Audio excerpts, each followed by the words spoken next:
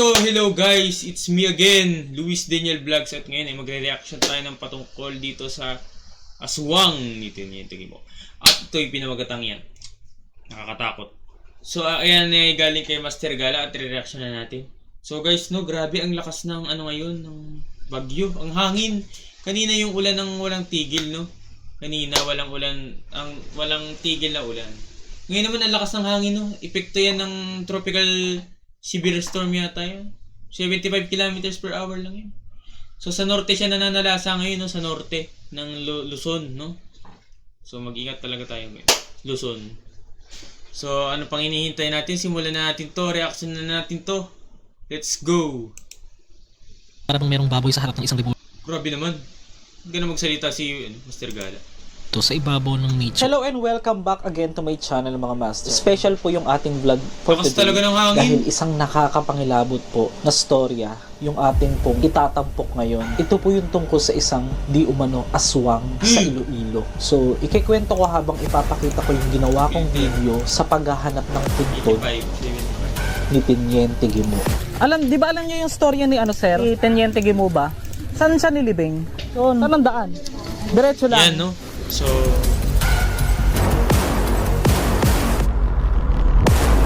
Grabe, no? Mapapansin nyo guys, may dalawang tore sa kanyang puntod. Nagising itong babae. Nabisita ng takot, anak ni Teniente. nakakatakot. Sumilip din siya sa bintana. Parang naalimpungatan siya. Then nakita niya na may malaking kawa. Sabi, Naki. ano ba yan? Mayroon bang handaan bukas? Ba't ang aga naman nilang magising?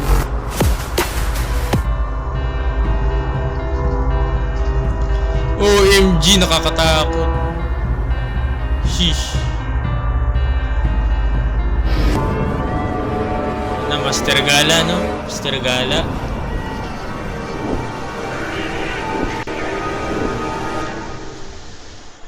Lakas ang hangin, no? First time kong makarating ng Iloilo. So nagbiyahe ako mula Capiz papuntang Iloilo. And ang paniniwala kasi ng ilan, karamihan talaga sa Capiz mga master. Talaga? Pero ito, sa Iloilo talaga at taga Iloilo, itong si Teniente Guimo. Kapansin-pansin mga master na luma na talaga yung sementeryong ito sa Capiz. Dito po sa Panay. Nakakatakot naman. Or dito po sa Panay. Oo. So yan, nakikita nyo nakadikit na sila sa pinaka-wall. Or panahon pa ng mga Kastila mga master. So, gagi, may nakatayo dun. Uy, ano yan? Putik naman. May nakatayong statwa. Statwa lang pala. So, anong meron dito? Ay, nalaglang ng aking headset. Ah, Wait lang. Parang may boses ako narinig. parang bading pala si Master Gala, no? Guni-guni mo lang yun. Ano nyo guys, ang aking outfit. Diba? This is bench. Diba alam bench mga tawag dito? Pawn shop, pawn shop. Outfit for a day. Lapit na nga pala yung undas, no? November 1. So, 7 araw na lang, 1 linggo na lang, no? So, kaya tayo magsisipag na tayo mag-post ngayon ng mga reaction video na horror para naman connected sa atin. So, sunod naman, puro katatawanan na ating reaction. Pala, pawn shop. It's from SM, Pwede. tawag dito. Surplus, sa surplus. And my from Seiko, yan. Diba? And may eyeglass from Dio. Iyo. Tapos ang aking bag from Transgender Shop. Ano? Transgear. Ano daw? Transgender type daw. Abad lang sa Bading. buhay, mga master. Kasi tayo naman kailangan magsikap sa ating buhay para tayo alam mo na, makagawa pa ng mas maraming bagay. So hanggang dito na lang, charot. Naglalag yung...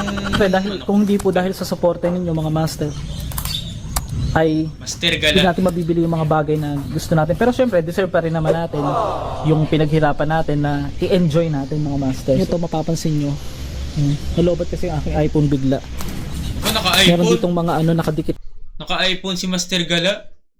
Social. sa wall. Ay, Yan. tapos yung mapapansin ninyo yung pinaka sementeryo na ito ay talagang masasabi mo na lumang-luma na nga. Wala naman pong dito, no? Sa Capiz, walang masyadong mga magnanakaw. Sa bagay, kahit saan naman lugar wala naman tayong pinipili kasi kaya ko naman po natanong, di ba mga master, pa rin yung ating pagbalik natin, nandito pa rin yung ating nirentahang motor. Yan. Pag kinontak nyo sila, sabihin nyo nakita nyo sa vlog ni Master Gala para next time bibigyan nila ako ng discount. Hey! Papunta po tayo ngayon kasi ng Grabe. Iloilo. Kaya talagang ang ganda ng pasok ng July sa atin, ng June. Kasi malapit na naman ang araw ng mga patay na sinasabi June namin. pa pala to. Meron dito akong napansin. Pero ka-upload lang yan ito ah. Ay, sorry po, may natutulog. Nagbablog lang po ako. Meron ako dito natutulog. napansin na parang ano ni kamatayan, tawag dyan. Grabe naman. Grabe, no? Grabe talaga. Ito guys.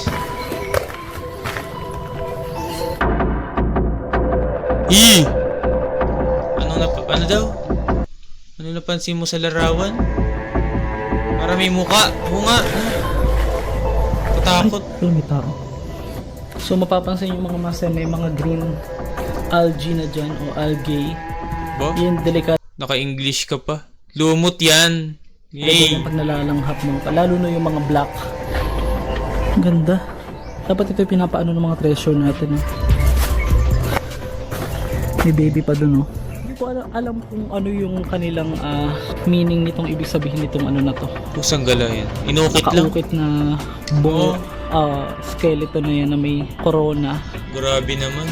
Comment below na lang ito. Tignan nyo yung itsura. Oh. Magmula sa kanyang wall, pinagdikit-dikit na lang. At medyo delikado na rin itong puntahan para po sa mga tao. For me, so, dapat i-protektahan na to, lagyan na to ng bakal or bakod mga master. Kasi dito tignan nyo, mga gawa to sa shell, oh, yung sa gilid na yan. Panahon pa ng mga Kastila. Tapos yung mga bricks. A few moments later. Mga master, ngayon nandito tayo sa isang lugar sa Pasig, Iloilo.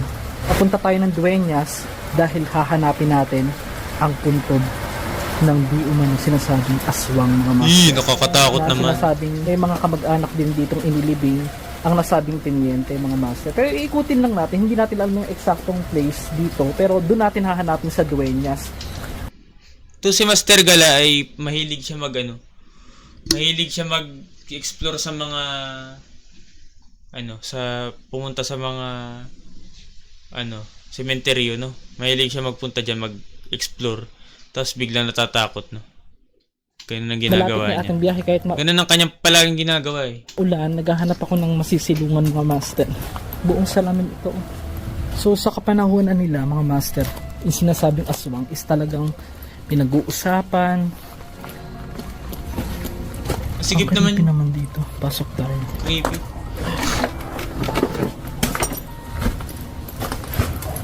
Layo ng pinuntahan. Sabi disclaimer, ito ay napag-usapan lamang. Ngayon ay binabalikan lang natin yung history na sinasabi nga nila. Ay, may daan dito. Meron ditong ibang way. Naligaw ka na.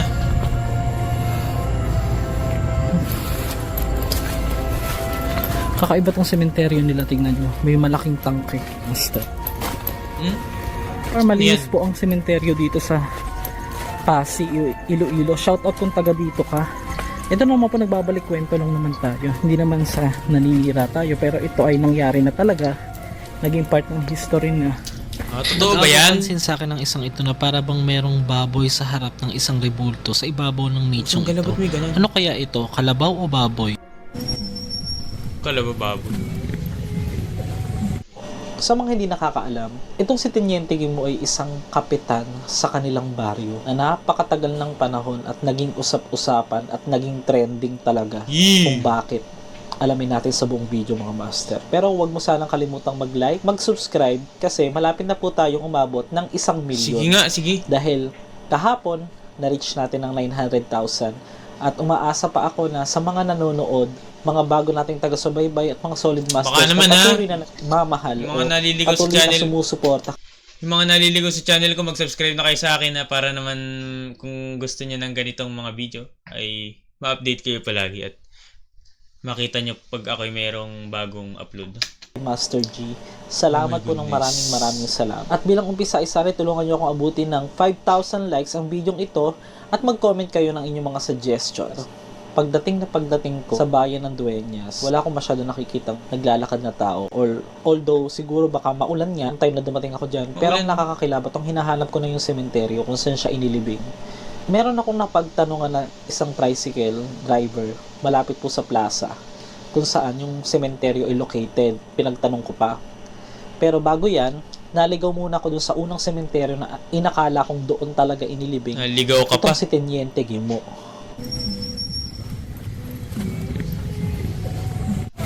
So ito na mga master.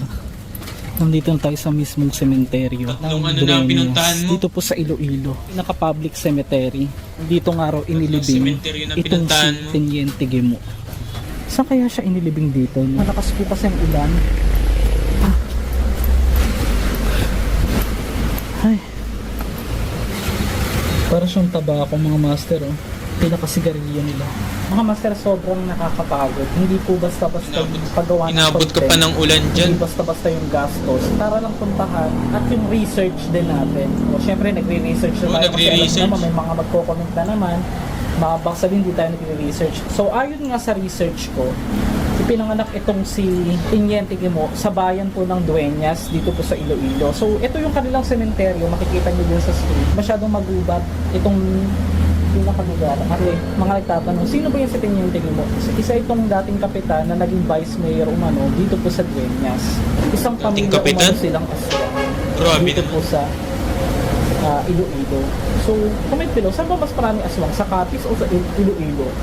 Kasi dito talaga nabuhay yung kwentong aswang. Kasi, ang sabi, nung panahon daw ng naglilingkod ito sa bayan, ito si Teniente Guimo, ay ang dami raw mga Mahaba unknown pala. bodies na nakikita. Oo. Pagnyeta ang lamang ito. Nakita raw yung mga katawan na yon, wala na raw mga kidney, wala na rin daw mga puso kinuha. Mga master, ikaw ba ay naniniwala pa rin sa mga aswang? Buhay na buhay pa rin yung kwento. We. At hanggang ngayon, hindi makakalimutan. Medyo creepy yung sementeryo nila eh. Grabe, may nilibing Fast dito. forward na natin. 1942? 1842 ba to? Di ba alam niyo yung storya ni sir? Ni Teniente Guimo ba? Alam mo yung storya ni Teniente Guimo? Saan siya nilibing? Hindi nila alam. Hindi dito? Sabi kasi dito daw eh. Di ba Dueñas to? Ano yung pinakalumang patio? Sa poblasyon. Anong daan? Diretso lang. Yan yung mga nagsasabing di ako nagre-research. Ito na nga, nagre-research na tayo ngayon. Kaya samahan niyo ako Nagre-research sa na paghahanap ng puntod ng aswang, mga master. Grabe no, talagang hindi ko alam kung saan Haba ko nito, guys. hahanapin kasi wala tayong kakilala Fast dito. forward. So, ko na to, nagtanong ako guys. niyan mga master. Sabi ko, ano bang gagawin ko? Kailangan malaman ko talaga kung saan. Kasi galing po sa ilalim ng lupa. Ngayon, pagdating doon, ginawa niya, daling niyo sa akin yung babae na na may suot na isang relo. Dali-dali, nung narinig niya yun, natakot na yung babae. Hindi niya na alam ang gagawin niya. Tinanggal niya yung kanyang relo. Yung isinuot niya doon habang natutulog yung Ay, grabe. anak ni Teniente Guimo. Para nga naman hindi siya yung magalaw o makuha. Nagkulubog Wait na lang, rin siya ito ng pala yung kwento kumot, niyan eh. tapos inilabas niya yung kamay para yun yung talagang makuha, ma-intention na makuha. Nalaman ko lang, yung barangay pala na yun mismo na malapit sa sementeryo, yung pala, umano, yung dating kapitan, taga doon mismo, si Teniente Guimo. Bibigyan ko lang kayo ng konting story sa pagpapatuloy ng video bago Taga doon matapos pala. na mas. Teniente Guimo ay merong isang naging apo. Yun yung naglahad. Kaya lalong tumibay ang storya. Maraming naniwala. Dahil that time, nung siya yung namumuno doon sa barangay na yun sa Dueñas, Iloilo, ay maraming nawawala ng buhay. Nawawala yung parte ng kanilang puso at ng kanilang bato. Dahil hindi lang po isa, hindi lang dalawa, kundi buong Pilipinas ay nalaman ng kanyang story at Grabe nagawa pa naman. po ng pelikula. So, meron din isang story na regarding naman dyan, yung tungkol kay OFW. Comment below, anong pangalan nun? Si Maria Labo. Na taga-Capiz naman, ayun ang Ako. sinasabi nga nila. halos parehas naman ang story ni Teniente. Ang pinagkaiba lang, itong si Teniente Guimo ay marami raw mga alipores, mga alagad.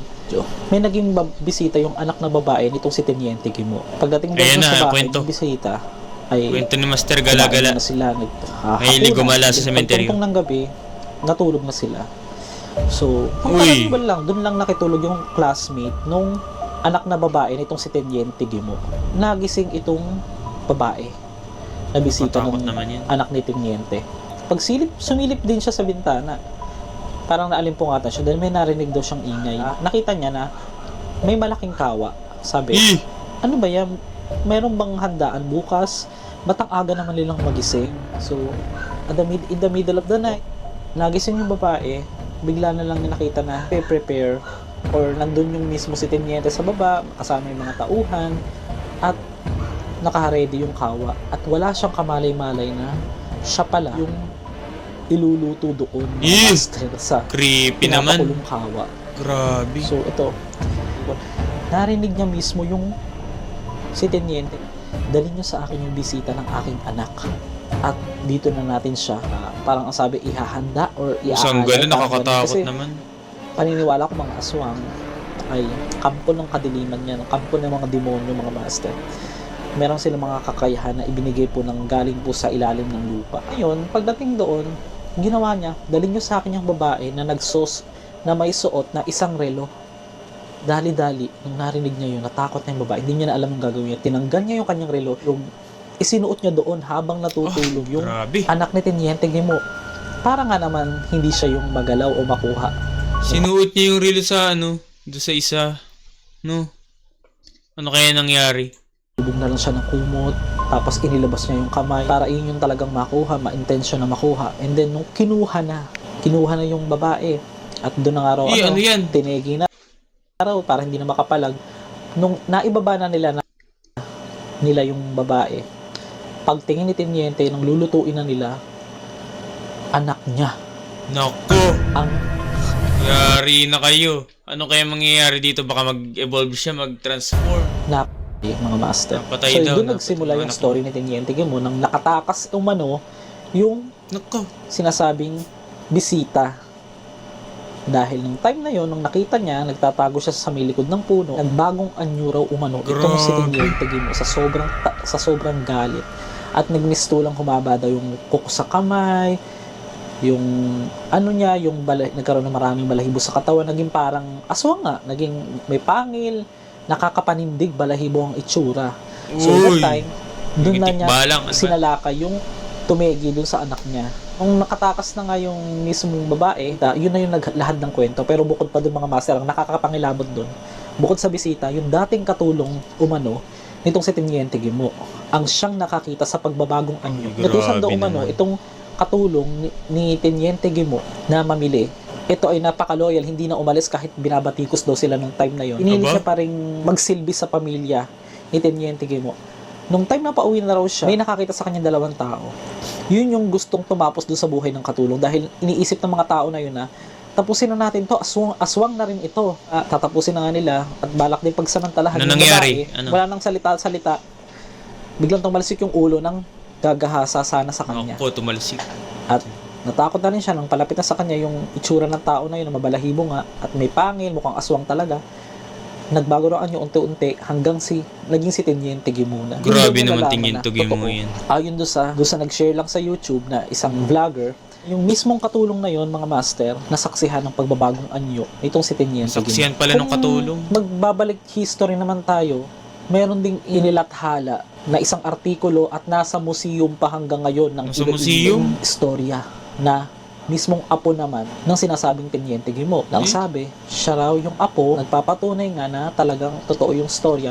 Nakita Grabe, pinapatotoo pa talaga niya. raw niya sa ibaba yung kanyang lolo na naggumagamit ng dugo upang Pusang ipinta ang Ih, isang nakapangipangilabot Grabe, o nakakapangipangilabot kapangipangilabot talaga. na itsura Kadiri naman. na may pakpak, may pangil sa isang pagpipaint o pinipinta gamit ang dugo. Doon niya nakita yung kanyang lolo na si Teniente Guimo. So maraming mga storya, mga kanya-kanyang storya na hindi natin alam Kung ito ba'y naging part lang ng history para lang takutin yung mga bata, para lang sabihin umuwi na kayo ng maaga, Yung huwag dati, kayong no? masyadong magpapagabi, at para mabuhay ba yung storya. I hope you enjoy this video, mga master. Samahan niyo pa ako sa nalalabing dulo kung nakita ko ba talaga ang puntod nito. Nakita kaya niya? Huwag So, niyo tingnan kalimutan natin kung i-share nakita niya. bilang suporta. Ang ano? Meron dito mga master, inilibing nung 1927. Zosima. Ayan, Hindi naman siya. Zosima. So meron ako dito nakitang ano mga master, para siyang puntod na nakasalamin. Tapos meron siyang urn sa loob. At parang In box. remake? Mapapansin ninyo yung kanyang puntod ay nandito lang. Ito yung gilid ng daan. Ito yung kanyang puntod na inilibing siya rito ng 2021 at pinanganak siya ng 1952. So soon, but your memories will always remain in our hearts. Yan guys, yung puntod niya. Guillermo? Kapangalan niya pa yung ating hinahanap mga master. Hindi naman yan yun. Kalakip na ng aking paglalakbay sa mundo ng mga patay ang aking mga adventures o mga gala kasama kayo. Para Go sa mga adventure bagong daw. suggestions, mag-PM lang kayo sa ating YouTube channel or sa ating TikTok at ang ating FB page. Muli, ito na naman si Master Gala na laging gumagala at nagbabalik sa mga Gala ka, cemetery, Master Gala. lalo na't nalalapit na naman ang undas. Thank you so Yeah. much at mag-ingat kayong palagi. Lagi nating iisipin na kahit ang mundo ng patay ay marami tayong matututunang bagay. Ito yung pagpapahalaga, ito yung pag-alam ng tunay na storya ng mga tao. At kung naniniwala ka man sa mga aswang, ay ikaw pa rin ang masusunod sa iyong kaisipan kung ito'y iyong paniniwalaan. Okay. Muli, maraming salamat. Ito na naman si Master Gala. Gagala ulit. Gagala na naman siya. So ayan, dyan na nagtatapos ang ating video. Grabe, mahaba-haba ito, no? Paggagala ni Master Gala, galang-gala talaga siya. So yun, grabe. Hindi niya nakita yung ano, hindi niya nakita. Nakatatlong sementeryo na siya na pinuntahan, hindi yata niya nakita. Pero doon sa talaga sa pinakang isa sa Dueñas ay doon daw nakatira yung ano sabi ni Master Gala. So dyan na nagtatapos ang ating reaction video. Talaga naman nakakatakot na aswang yan. So bye-bye! We'll be counting stars.